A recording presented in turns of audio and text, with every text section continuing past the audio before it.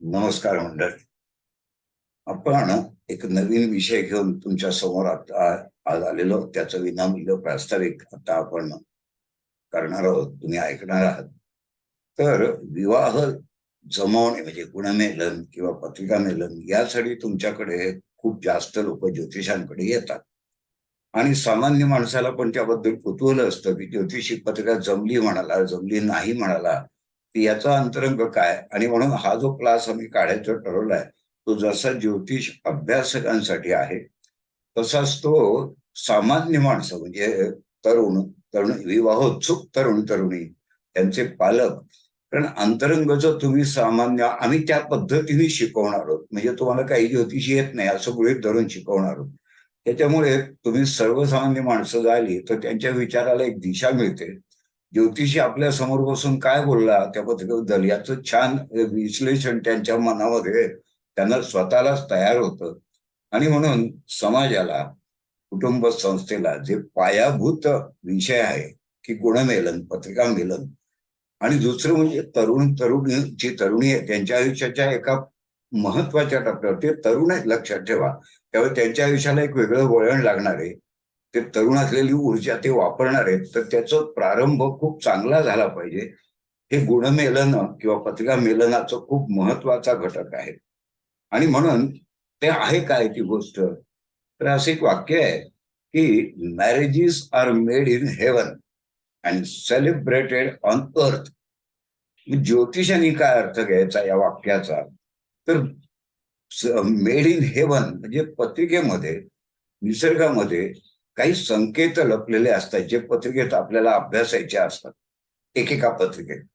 आणि celebrated on अर्थ असं आहे, त्यामुळे नुसतं ज्योतिष येऊन उपयोग नाही, ते प्रॅक्टिकल लाईफ मध्ये वापरायचं कसं, त्याचे अर्थ काय होतात, व्यवहारात काय अर्थ होतात, हे जर तुम्हाला समजलं किंवा ते समजलेल्या अर्थामध्ये काही जर तुम्हाला अडचणी त्रुटी दिसल्या असतील तर, कारण सेलिब्रेट ते मला करायचं आहे, कर्म त्या जोडप्याला करायचं आहे नाही का, मॅच्युरिटी दाखवून ऍडजस्ट त्या जोडप्याला करायचा आहे, तर त्याचा परिपूर्ण सल्ला देणारा विषय आपल्याला शिकवायचा आहे की हेवन मधले संकेत काय आणि प्रॅक्टिकल संकेत काय. तुम्हाला माहिती की ज्योतिषासमोर ते गेले, आई वडील जातात बऱ्याच वेळा, पत्रिका गुणमेलन करायला आई वडील जातात. तर ते गेले रे गेले की ज्योतिषी काही शब्द उच्चारतो, 36 पैकी अमुक गुण पडले. मग त्यांना एवढं ऐकून माहित असतं की 18 पडावे लागतात, म्हणजे मग त्यांनी पडले म्हणजे काय छान झालं सगळं असं नाही. आता जसं लक्षात ठेवा की परीक्षेत 35 मार्क पडले की पास झाला आणि 34 मार्क पडले की नापास झाला. म्हणजे दोघांच्या ज्ञानात काय फरक आहे, काहीच नाही हो जवळजवळ. कदाचित असं पण असू शकेल की 34 वाला त्या परीक्षेच्या दिवशी चुकून थोडंफार चुका झाल्याने तर तो 35च्याही पुढे गेला असता. त्यामुळे आपल्याला गुणांचं जे क्वांटिफिकेशन आहे त्याला अतिरिक्त महत्व देऊन चालत नाही. पण मग ते काय झालंय की गुणमेलन, पत्रिका मेलन म्हणजे जणू काही 36 पैकी किती गुण पडले, 28 पडले, 32 पडले, मग तो खुश होतो की 32 गुण पडले. पण ते नंतर जोडपं मात्र उरलेल्या 4 आणि 6 गुणांसाठी जबरदस्त भांडतं, कारण भांडायला 2 गुण पुरेसे आहेत, मॅच मेकिंगला जरी किती पडले तरी. तर गुण आणि अवगुण या दोघांचाही आढावा एकत्रित घेणं असा उद्देश आहे. मग तुम्ही सामान्यतः ज्योतिषाने तर नेहमी ऐकलेलं असतं की एकनाड दोष म्हणजे ते भयंकर काहीतरी, तो बॉम्बच पडल्यासारखा आविर्भाव करतो की आता काय होईल, एकनाड दोषामध्ये तुम्हाला संतती होण्यामध्ये प्रॉब्लेम येईल. पण मग जर का समोरच्या पालकांना जर समजावून सांगितलं की नाडी काय आहे, त्याचा रोल काय, खरंच तुम्हाला संतती होत नाही का, हा, तर हे आपण एक एक टप्प्यावर करणार. मग लक्षात घ्या की काही सिक्रेट मी तुम्हाला आता सांगूनच टाकतोय की एकनाड दोषावर संततीच होत नाही असा कुठे उल्लेख नाहीये, अल्पप्रसवत्व असा उल्लेख आहे. मग हल्लीच्या काळात अल्पप्रसवत्वच होतं, 1 किंवा 2च मुलं होतात. त्यामुळे पूर्वीसारखे 10-12 होतात तेव्हा ते म्हणायचे 2च होणार, तसं काही प्रकार राहिला नाही. दुसरी एक गोष्ट अशी लक्षात ठेवा की आद्य नाडी, मध्य नाडी आणि अंत्यनाडी यांच्या दोषाच्या परिणाम म्हणजे क्वांटिटीमध्येही फरक आहे, तो ज्योतिषी विचारात घेत नाही. आद्य नाडी एकत्र आली तर दोष कमी लागतो, ते आम्ही तुम्हाला गणिती हिशोबाने क्लासमध्ये सगळं सांगणार आहोत की काय होतं.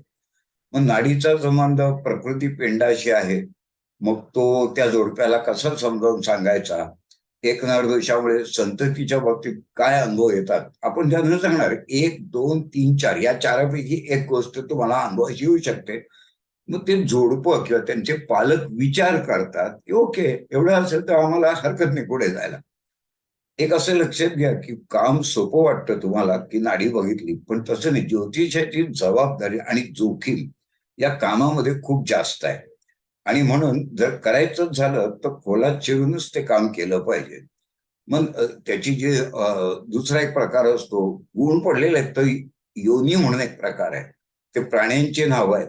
मग त्या जोडप्याला समजावून सांगा की पत्रिकेची योनी जमली किंवा नाही जमली म्हणतो, याचा अर्थ तुमचा सेक्स टेम्परामेंट, कामवासनेकडे बघण्याचा दृष्टिकोन आम्ही अभ्यासलाय यातनं. मग तू असा आहेस, ती तशी आहे, तर हे नाही जमणार किंवा जमेल, किंवा नाही जमणार मग तुम्हाला ऍडजस्ट करता येईल का?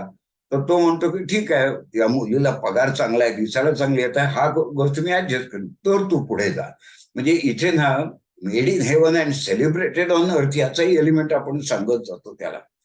त्याच्यामुळे तो एक गण गण म्हणजे त्याची प्रवृत्ती आहे.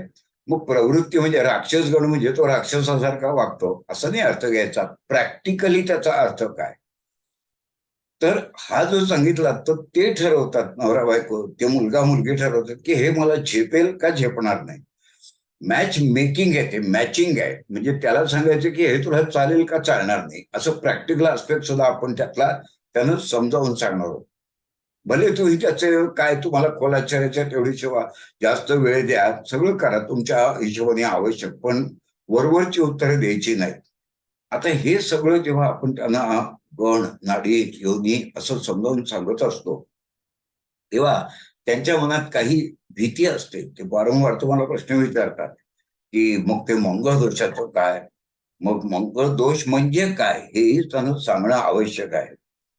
मंगळ दोषाचं स्वरूप काय, म्हणजे का आम्ही असं का म्हणतो की इथे असताना मंगळ दोष आहे, बरं तो भावचरितामध्ये बदललाय का, असे त्यांना आपण त्यांच्या मनातले जे संभाव्य धोके आहेत ते सांगायला लागतात. की घाबरू नका, तुम्हाला दिसतोय मंगळ, पण भावचलित कुंडलीत तो राहिला नाही, त्यामुळे करा. मंगळ दोषाचं प्रॅक्टिकल इम्प्लिकेशन काय जाणवतं काय, एक गोष्ट जाणवते की मंगळ ज्याला आहे त्याचा स्वभाव थोडासा इतरांपेक्षा तापट असतो, शॉर्ट टेम्पर्ड असतो थोडा इतरांपेक्षा, आणि कामवासना थोडीशी तीव्र असते. आता या दोघांचा वैवाहिक जीवनाशी घनिष्ठ संबंध आहे, म्हणून मंगळाचा विचार केला जातो. मग त्याला शंका असते की आमचे गुरुजी म्हणाले की शनीचा दाब आहे, मग खरंच दुसऱ्या ग्रहाचा दाब पडतो का? तो पडला असेल तर तार्किक दृष्ट्या, सायंटिफिकली तो कसं दाखवायचं की शनीचा दाब आहे म्हणून पुढे जा, अशी तांत्रिक उत्तर नाही त्यांना द्यायची. त्यांना आपण समजावून सांगायचं की जर तुम्हाला असं वाटत असेल की दाब पडतो तर त्याचं प्रॅक्टिकल इम्प्लिकेशन तुम्हाला काय जाणवेल, खरंच त्या पत्रिकेत तसं आहे का, हे कसं ओळखायचं, असं प्रॅक्टिकली. म्हणजे हेवन आणि पृथ्वी या दोन्ही ठिकाणचे आपण त्यांना हे करणार आहोत. आणि म्हणून जेव्हा तुम्ही त्यांना मग पुढे असा प्रश्न येतो, त्यांच्या मनात ती शंका असते की पत्रिका छान जमली म्हणता, तुम्ही थोडंसं ऍडजस्ट करून घ्या म्हणता, मग ते दोष आहेत त्यावर काही उपाय आहेत का, तर आपण अतिशय सूत्रबद्ध आणि सुंदर उपाय त्यांना शिकवणार आहोत. अतिशय सुंदर उपाय, आणि ते करायला सोपे आहेत, ते शास्त्रीय आहेत. त्यांना सांगता येतं की असं असं आहे ना, मंगळ असा आहे ना, म्हणून तुला हा जप मी करायला सांगतो. बरं, तो तुला करायचा आहे 3 मिनिटं रोजच्या रोज, किंवा तुला अमुक स्वर ऐकायचा आहे, किंवा तुला अमुक, असं आपण अगदी सोपे दिवसाला 3 मिनिटं सुद्धा लागत नाहीत असे उपाय सांगतो. म्हणजे त्याला एक कम्फर्ट वाटतं की चला ठीक आहे, यांनी जो दोष सांगितला त्याचा उपायही सांगितला. असं आपण जेव्हा प्रत्येक गोष्ट एक्सप्लेन करतो तेव्हा त्यांच्या मनात एक आणखीन एक शंका असते, जो त्या पालकांच्या मनात किंवा जोडप्याच्या मनात, की मग एकंदरीत लग्न केलं ह्या मुलींनी तर संततीचं काय, आर्थिक प्रगतीचं काय. एक साधारण लक्षात ठेवा, आर्थिक प्रगती हा करिअर टॉपिक त्या व्यक्तीच्या पत्रिकेवरनं अभ्यासल्याशिवाय पूर्ण कळणार नाही. तर असे काही पत्रिकेत बिंदू आहेत की जे तुम्हाला सांगतात की मुलीचा त्या मुलावर म्हणजे नवऱ्यावर आणि मुलाच्या पत्रिकेतल्या मुलीवर डायरेक्ट इम्पॅक्ट करणारे काही पॉइंट आहेत पत्रिकेत. ते आम्ही शिकवू तुम्हाला की हा जो ग्रह आहे ना या मुलीचा, तो कम्प्लीट इम्पॅक्ट या मुलावर टाकणार आहे. मग त्याच्या पत्रिकेत तो धनस्थानी आहे, मग तो उत्तम पैसा मिळवेल. बरोबर, किंवा त्याचं आरोग्य काय, तर हे काही जॉईनिंग पॉइंट आहे. पत्रिका मिलन करणे हे पती पत्नीचं खऱ्या अर्थाने मिलन होणार असल्यामुळे शारीरिक, मानसिक, बौद्धिक, आध्यात्मिक, नाही का, म्हणजे त्या मिलनाचे पॉइंट कुठे आहेत पत्रिका. मग तुम्ही म्हणाल की असं गंभीर विषयावर भाष्य करता येतं का, संतती होईल का, याचे 5 नियम सांगू आम्ही तुम्हाला दोघांच्या मध्ये मॅच करताना. तेव्हा मी असं नाही म्हणणार की हे कधीच, पण अंदाज देता येतो की ओके, संततीबद्दल फार चिंता नका करू तुम्ही. असे नियम सांगणार होतो आम्ही तुम्हाला या क्लासला. मॅचिंगचा तो पार्ट आहे का, तर खरा म्हणजे नाहीये, पण बिकॉज तुम्हाला उत्तम मॅच मेकिंग करून द्यायचं आहे, गुणमिलनापासून मनोमिलनापर्यंत तुम्हाला सरकायचं आहे, व्यवहारातल्या प्रचितीजन्य अनुभव तुम्हाला त्या पालकांना आणि जोडप्याला द्यायचे आहेत, म्हणून ते संदर्भ देणार. तर आर्थिक प्रगती, आरोग्याची समीक्षा आणि संतती योग याचे धागे पत्रिकांमध्ये कुठे शोधायचे असतात हे आम्ही तुम्हाला शिकवणार आहोत. आणि म्हणून अत्यंत पद्धतशीर, व्यवहार साक्षी असं तुम्ही त्यांच्या समोर, पालकांसमोर, जोडप्यासमोर बोलणार आहात. मग प्रत्येक जोडपं, प्रत्येकाचा विषय वेगळा असतो की आमचं ठरलंच आहे करायचं, तर तो तुमच्याकडे मुळातच ना 4 ज्योतिषांनी पत्रिका जमत नाही, तुम्हाला त्रास होईल असं नाही, तुमचं एक ओपिनियन घ्यायला त्याला कोणाकडे तरी हरकत नाही, असं एक आश्वासक शब्द हवा असतो. तर खोटं आश्वासन द्यायला तुम्ही बसलेले नाही, पण तुम्ही त्याची स्क्रुटिनी नक्की करू शकता. जसं तुम्हाला माहितीये की एकनर दोष आला तर हल्ली पंचांगात दुसरं पान दिलं जातं. आम्ही त्याच्या पीडीएफ तुम्हाला देणार आहोत, त्याची नाडी, पाद, वेद, कोष्टक. तर आता ते दिलंय ते कसं बघायचं, ते आपण पत्रिका ते प्रत्यक्ष सोडवू तेव्हा तुम्हाला कळेलच. बरं, नाडी, पाद, वेद, कोष्टकात जे म्हटलंय ते शास्त्रीय असं का म्हटलंय, त्याचं कारण मी असं पंचांगात दिलेली नाही, ती सुद्धा आम्ही तुम्हाला सांगणार आहोत की नाडी, पाद, वेद, कोष्टक असं का म्हणतं. ह्या सगळ्याची तर्कनिष्ठ आणि प्रचितीजन्य चर्चा आपल्या 3 दिवसाच्या क्लासमध्ये होणार आहे. पहिल्या दिवशी, व्हेरी फर्स्ट डेला, आपण नॉर्मली गुणवेलांना जे जे घटक आहेत त्याची सांगोपांग चर्चा करणार आहोत. संगोपांग 4ही घटक, गुण पडले म्हणजे काय झालं, त्यांना मॅचिंग कुठे करायला लागेल, सप्तम आणि अष्टम स्थानाचं महत्व काय मॅचिंग मध्ये, हा, बरोबर. मग त्याचं तुम्हाला कंगोरे जाणार की हा त्याचं बीज कोण आहे, तर त्या अष्टमस्थान हे करतं, सप्तमस्थान हे करतं, असं त्याचा आपण कर. आणि मग एवढं सगळं समजून सांगितल्यानंतर पुढचा जो पार्ट आहे की त्यांचं गुणमेलन केलं, मी परवानगी दिली, तर पुढचा पार्ट असतो की ज्याच्यामध्ये गुणमेलनाकडून मनोमिलनाकडे सायको काउन्सिलिंग, प्री मॅरिटल आणि पोस्ट मॅरिटल अशा दोन्ही बाबतीत आपल्याला भाष्य करावं लागतं. सुरुवातीला लग्न झाल्यावर आले तर लग्नानंतर करावं लागतं. तर हा जो विषय आहे की प्री मॅरिटल आणि पोस्ट मॅरिटल काउन्सिलिंग, याच्यावर आता मनोजजी तुम्हाला काही भाष्य करतील, तर मी आता त्यांच्याकडे सुपूर्त करतो. तुमचा साऊंड अनम्यूट करा.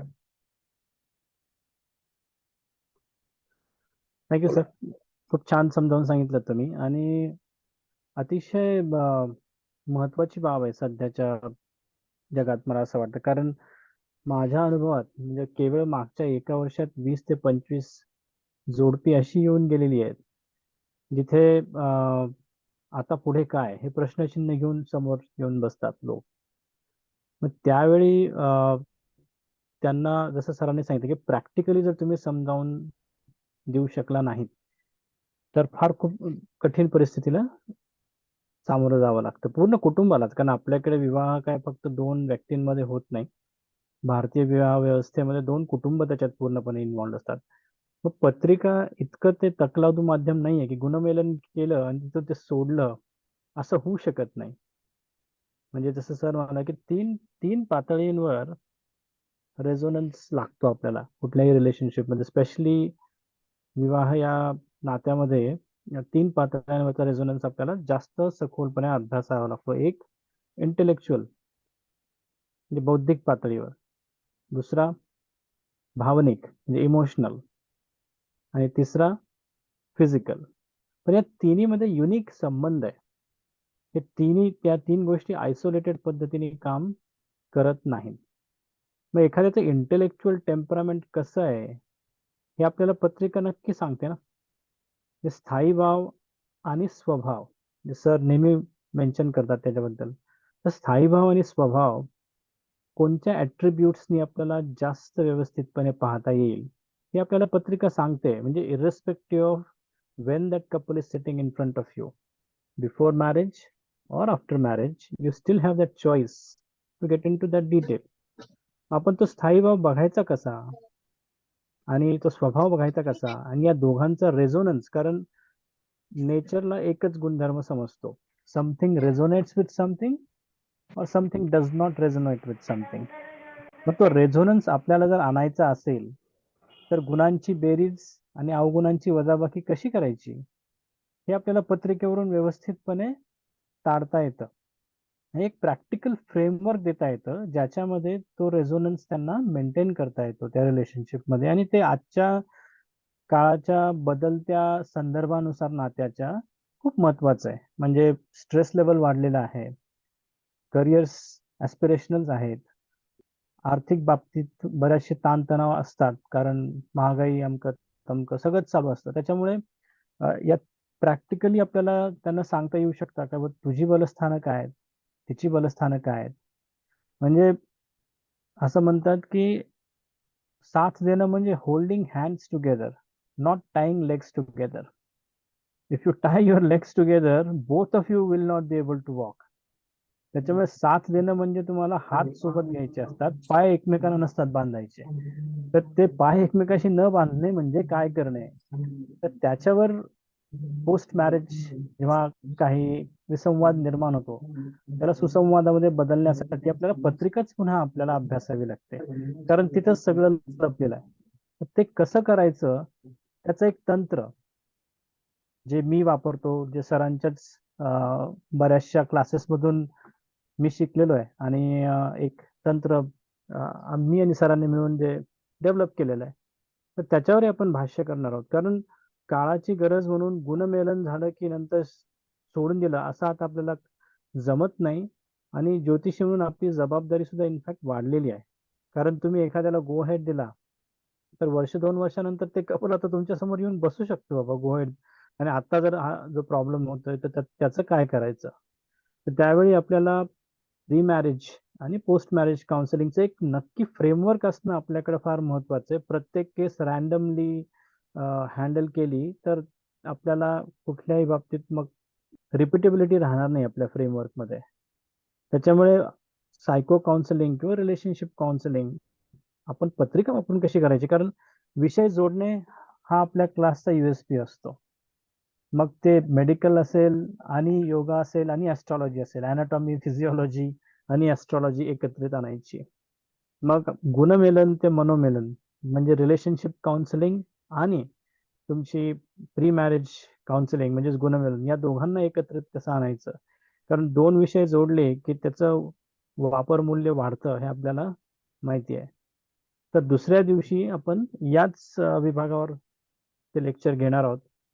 पत्रिकेचा आधार त्याला नक्कीच असणार आहे, थोडेसे टेक्निकल डिटेल्स असतील आणि एक फ्रेमवर्क आम्ही तुम्हाला देऊ, जे तुम्ही लग्न झाल्यानंतर जे विसंवाद तुमच्या समोर येतात, जोडपी घेऊन येतात, म्हणजे फार क्रिटिकल प्रश्न असतो की घटस्फोट घ्यायचा की नाही घ्यायचा, काय करू, is it worth staying in or not, म्हणजे खरंच वर्थ आहे काय नात्यात राहणं.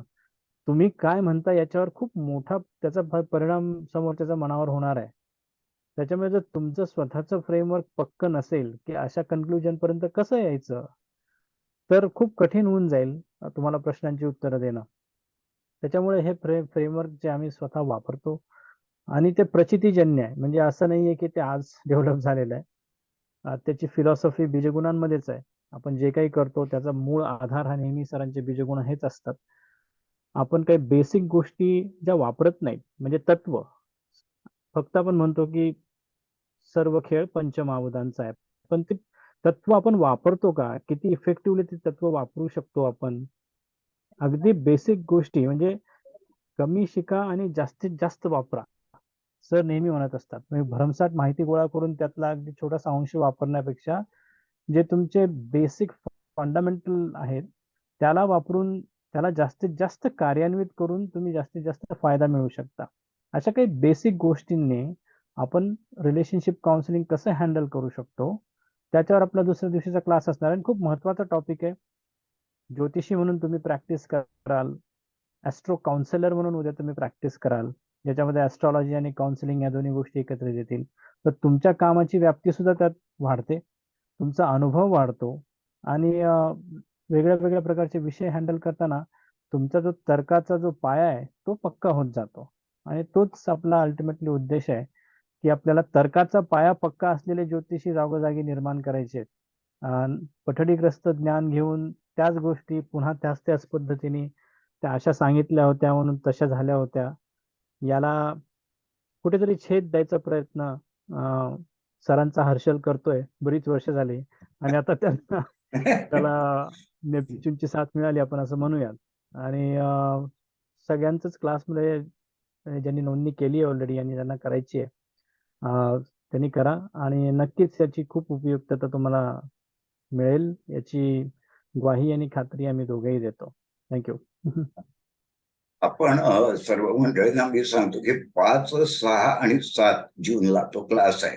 झूम मीटिंग 7:30 ते 8:30 होणार आहे. आणि तिसऱ्या दिवशी म्हणजे 7 तारखेला आपण प्रत्यक्ष पत्रिकांचं मॅच मेकिंग करण्याची उदाहरणं घेणार आहोत. कारण पहिल्या दिवशी मी टेक्निकली आपण जे आत्ता करतोय त्यावर भाष्य करेन. दुसऱ्या दिवशी मनोमिलनावर भाष्य करतील, म्हणजे प्री मॅरिटल आणि पोस्ट मॅरिटल काउन्सिलिंगवर पडतील. अप्रतिम विषय आहे. तुमचं ज्ञानाच्या मर्यादा एकदम विस्तारित होतील. आणि तिसऱ्या दिवशी आपण हे सगळं वापरलेल्या पत्रिका सोडवणार आहोत. तुमच्याकडून आलेले पत्रिका विचारात नक्कीच घेता येतील. कारण आमचा एकमेव क्लासच आहे की बिनधास्त तुम्हाला सांगतो की तुम्ही प्रत्यक्ष प्रश्न समोर ठेवा आणि आपण ऑन स्क्रीन प्रत्यक्ष सोडवू. तर याचं कारण तुमचा कॉन्फिडन्स वाढतो की हो, आपण जे मॅच मेकिंग शिकलो ते आपल्याला करता येऊ शकतं. आणि इतकं सगळं करून सुद्धा काय होतं की सगळं फिलॉसॉफी समजावून सांगितलं आणि मग त्याच क्लासच्या त्या तिसऱ्या लेक्चरचा शेवट आहे तो पती पत्नीच्या या संबंधाची फिलॉसॉफी सांगणार आहे. माझं एक अवॉर्ड विनिंग आर्टिकल आहे, शतजन्मीचे नाते असं एक आर्टिकल आहे. त्याच्यावर मला साहित्य क्षेत्रातलं अजिंक्य तारा नावाचा अवॉर्ड मिळालं होतं. तर ते आर्टिकल मी त्या जोडप्याला देतो. शेवटी जेव्हा सगळी शस्त्र फेल जातात तेव्हा भावनिक अपील, इमोशनल अपील करावा लागतो. कारण माणसं विश्लेषण बुद्धीने करतात पण स्वीकारतात मनाने, हे लक्षात ठेवा. आपण आपण श्रद्धा असते ना ती श्रेय धारण करते. म्हणजे श्रद्धे शेवटी चिकित्सा कितीही कराल, शेवटी बुद्धी म्हणते हे पण बघ ते पण बघ. मग शेवटी त्या दोघांपैकी मी काय निवडलं इथे श्रद्धा चालू होते. बरोबर. म्हणून जाता सांगतो तुम्हाला, गणपतीला जे 2 दातापैकी एक दात तुटलेलं आहे तर त्यांनी असं सांगितलंय एकदंत, म्हणजे एक वेळ बुद्धी कमी असली तरी चालेल पण श्रद्धा बळकट पाहिजे. कारण बुद्धीच्या समोर ठेवलेल्या पर्यायापैकी निवड श्रद्धेला करायची असते. आणि म्हणून त्यांच्या भावनेला, पती पत्नीच्या भावनेला लग्नाच्या आधी समजावून सांगायला लागतं आणि लग्नानंतर त्यांना की हे तुम्ही करा. आता त्या भावनेला साथ घालणारं आर्टिकल मी त्यांना दिलाय. आतापर्यंत 18 जोडपी अशी आहेत की ज्यांचा नक्की घटस्फोट झाला असता. त्यांनी ते आर्टिकल जम्बो झेरॉक्स कडून भिंतीवर चिकटवलं आणि मी त्यांना एवढंच सांगितलं की दोघांनी सकाळी एकदा वाचा ते आर्टिकल. ते दोघं वाचत गेले. 18 घटस्फोट टळलेलं असं ते आर्टिकल आहे. शतजन्मीचे नाते. तुम्हाला इतका सुंदर गोप तुम्हाला मिळून दाखवले की पती पत्नी असतात कोण, त्यांनी कसं वागायचं असतं. गतजन्मीचे ऋणानुबंध घेऊन तुम्ही एकत्र आलात ते इतके मातीमोल करू नका तुम्ही छोट्या छोट्या अहंकारापोटी, छोट्या छोट्या समस्यांपोटी. तुमचं सामर्थ्यच मुळे भगवंतांनी दिलाय की तुमच्या समस्यांना चुटकीसरशी बाजूला सारा. इतकं सामर्थ्य देऊन तुला पाठवलं. तुला नवरदेव म्हटलं जातं, तिला गृहलक्ष्मी म्हटलं जातं. मग या विष्णू लक्ष्मीनारायणाच्या जोड्याने साध्या साध्या समस्येला घाबरायचं कारणच काही नाही.